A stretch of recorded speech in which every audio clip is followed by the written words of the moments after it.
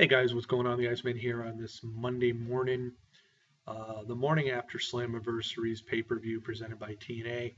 Now, before I get into quickly talking about Slammiversary, I want to point out that I think with all the news and all the rumors that were going on about TNA, and all the things we've read about talent leaving and uh, the spoilers that have been out there. Again, spoilers will tarnish any kind of wrestling product if you read them.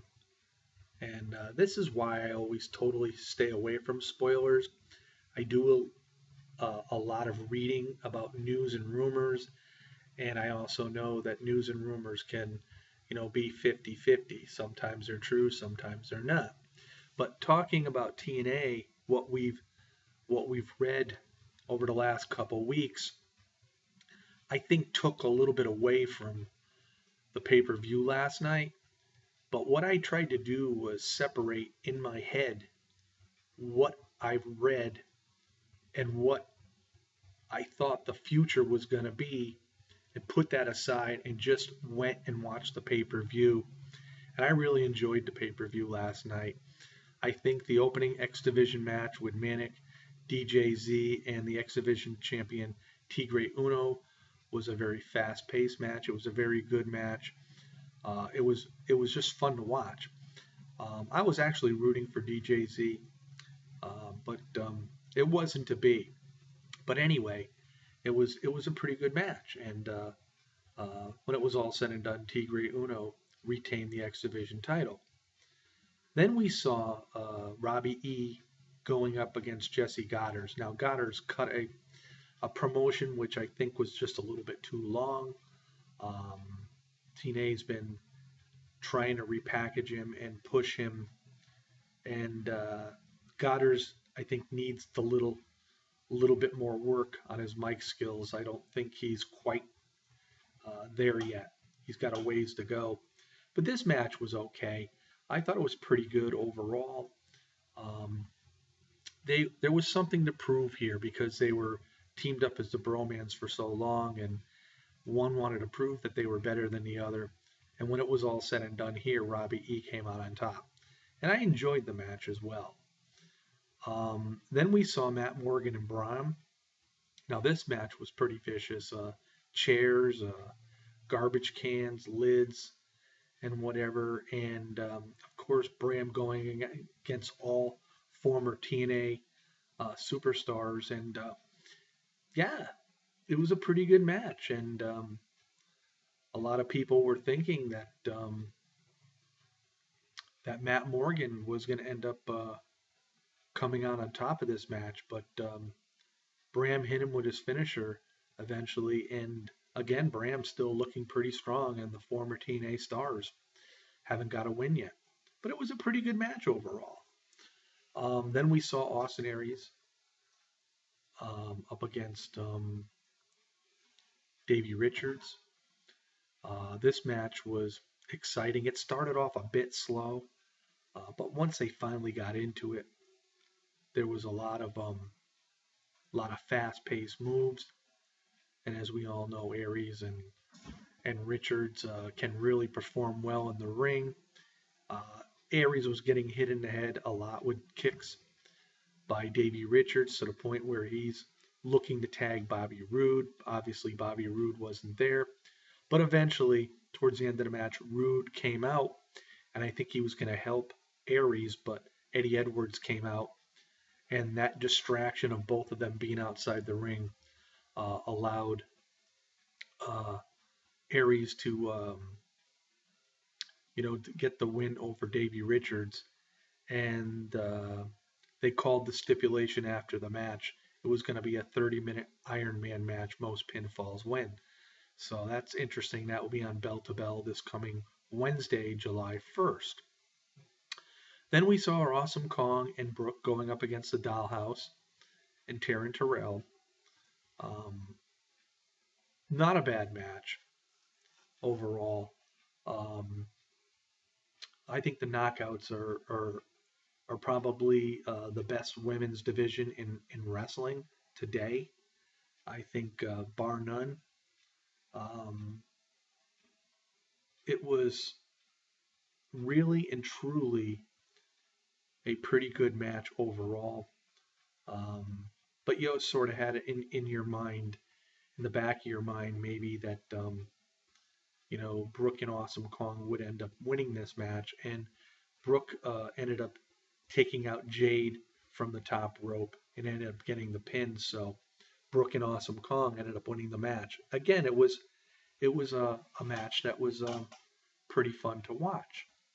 So moving on, we had Magnus going up against James Storm. Now, this was an unsanctioned match, so anything can go on in this match.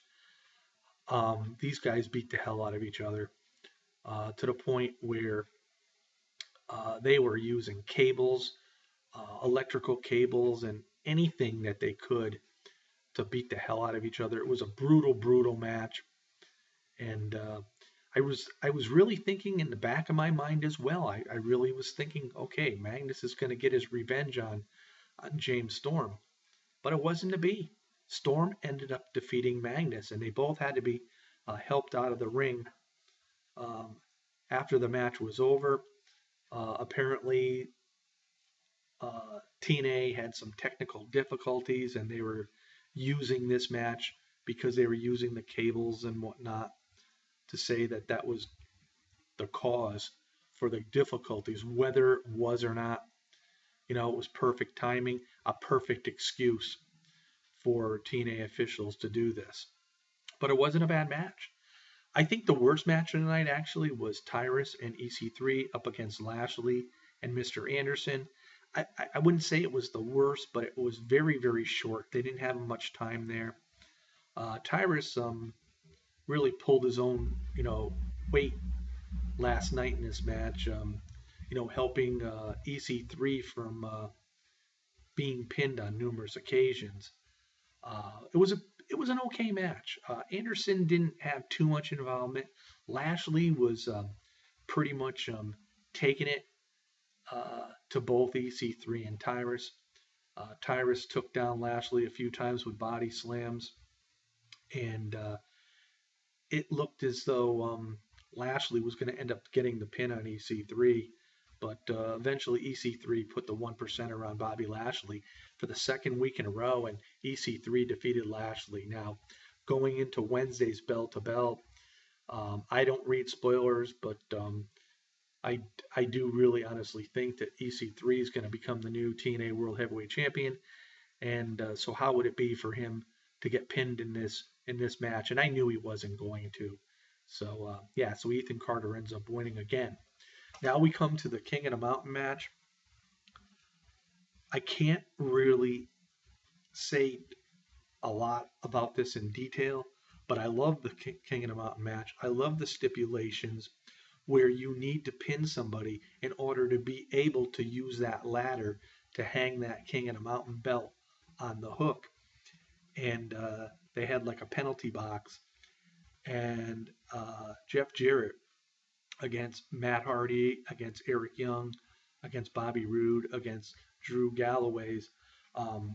Jeff Jarrett got put in that penalty box twice in the early going. He was the last man to get a pinfall on somebody. And with all this being said, it played out perfectly for Jeff Jarrett.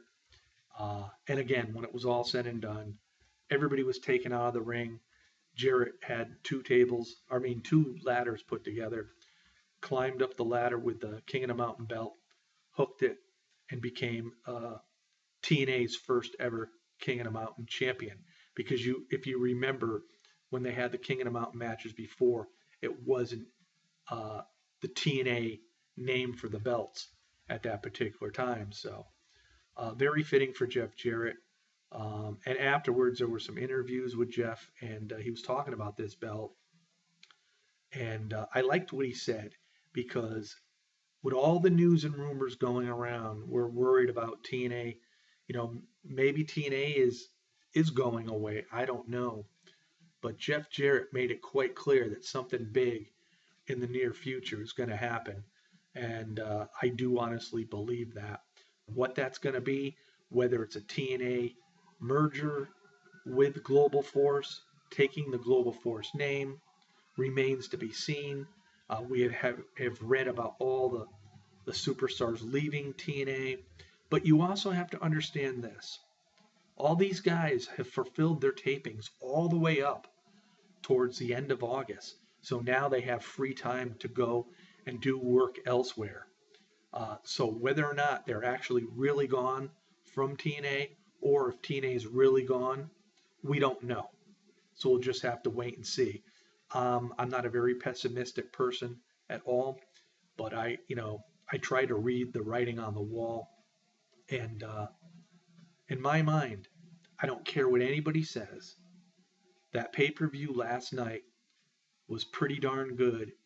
And you have to look at it objectively. You have to watch this pay-per-view without thinking about all the things we've heard about TNA that has surrounded us in the past couple weeks. If you can do that, which is very hard to do, very, very difficult to do, if you can do that, you can really enjoy this pay-per-view. So this is the Iceman here on this Monday Night Raw tonight, but this was a real exciting week for me. A lot of wrestling news surrounding TNA. This is probably the most attention TNA has gotten in a very, very long time, whether it be positive or whether it be negative. And I, for one, as a wrestling fan, am very hopeful that TNA sticks around for another 13 years. Peace out, everybody, and enjoy your Monday. We'll see you all again next time.